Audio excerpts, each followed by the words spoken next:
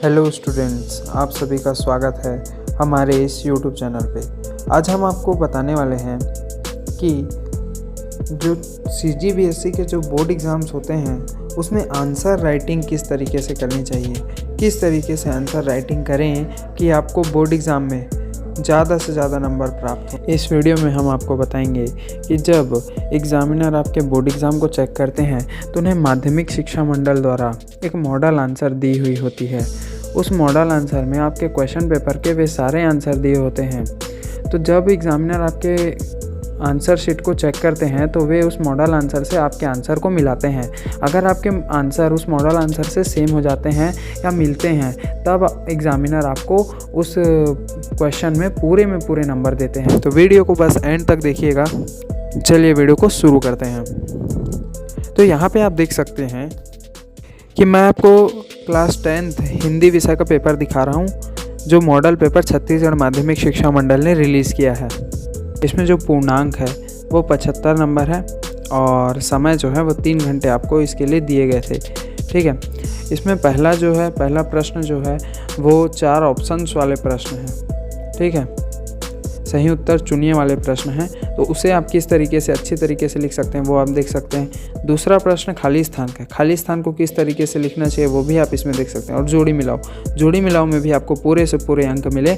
इस तरीके से अगर आप लिखेंगे जोड़ी मिलाओ को तो फिर आपके जोड़ी मिलाओ में पूरे से पूरे अंक रहेंगे अगर आप सही आंसर चूज़ करते हैं तो।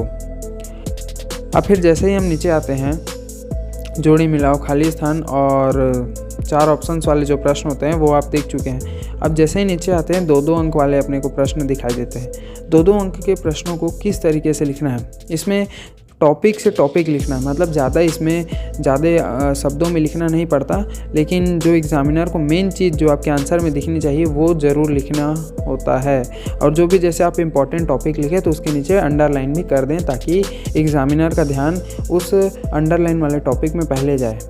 और आप देख सकते हैं कि 3-3 नंबर के प्रश्नों को कैसे लिखा गया है। जैसे शहीद वीर नारायण सिंह की लोकप्रियता के कारण, तो उसमें जितने भी कारण आपको बुक में दिए गए हैं उन सभी बुकों को, और ये जो मॉडल आंसर होते हैं वो मतलब मेनली बुक से बनाए जाते हैं। तो अगर आप बुक और गाइड दोनों को मिला करके लिखेंगे तो आपके लिए बढ़िया रहेगा, क्योंकि बुक और गाइड दोनों को मिला करके ये जो मॉडल आंसर रिलीज़ किए जाते हैं। कई बार होता है कि जब आप पेपर दिलाते हैं और आप पूरे बना करके आते हैं लेकिन आपको पूरे अंक नहीं मिलते, उसका कारण आंसर राइटिंग ही होता है। आंसर राइटिंग के कारण ही अच्छे से अच्छे पढ़ने वाले लोग भी मेरिट में नहीं आ पाते।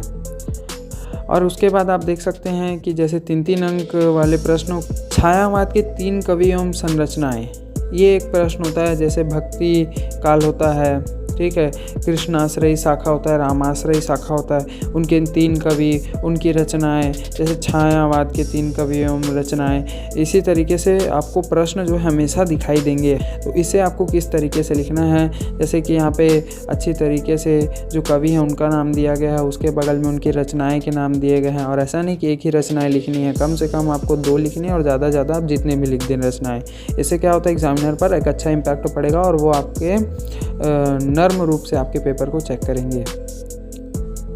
अब आता है अर्थ संदर्भ, प्रसंग और अर्थ लिखिए वाला में रहता है। तो यहाँ पे आप देख सकते हैं कि अर्थ किस तरीके से लिखा गया है। और ये जो होते हैं पठित गद्यांश, अपठित गद्यांश, 4-4 नंबर के जो बड़े प्रश्न होते हैं वो भी आपको बोर्ड पेपर में दिखाई देंगे। जैसे कि आप देख सकते हैं कि यहाँ पे मैं लेखक कैसे बना पाठ की गद्य की आत्मकथा से विधा से संबंधित है। ये जो है मैं लेखक कैसे बना, इस पाठ का पठित गद्यांश है।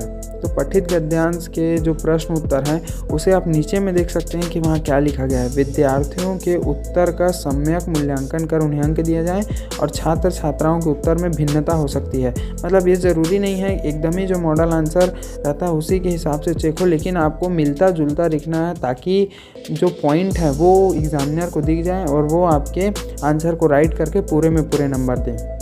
क्योंकि जब हम बोर्ड एग्ज़ाम दिलाते रहते हैं तो हमारा लक्ष्य यही होना चाहिए कि हम ज़्यादा से ज़्यादा अंक स्कोर कर सकते हैं, क्योंकि ये जो समय है वो बार बार नहीं आता मित्रों।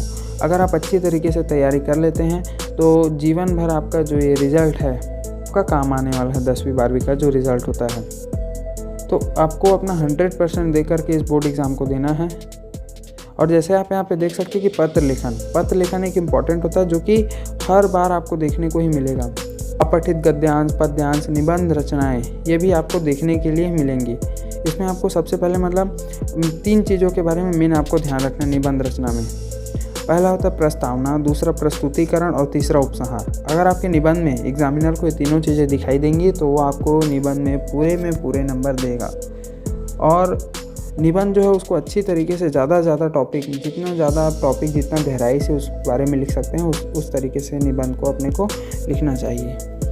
तो स्टूडेंट्स, ये जो मॉडल आंसर है उसका PDF मैं आपको डिस्क्रिप्शन में दे दूंगा। उस PDF को आप डाउनलोड करके खुद से देख लीजिएगा कि आपको किस तरीके से सारे विषयों के जो आंसर लिखने हैं, क्योंकि उस PDF में जैसे मैं आपको इस वीडियो में हिंदी का समझाया हूँ उसी तरीके से उसमें सारे सब्जेक्ट के मॉडल आंसर हैं जो आपको बता देंगे कि किस तरीके से आपको आंसर राइटिंग करना चाहिए बोर्ड एग्ज़ाम में।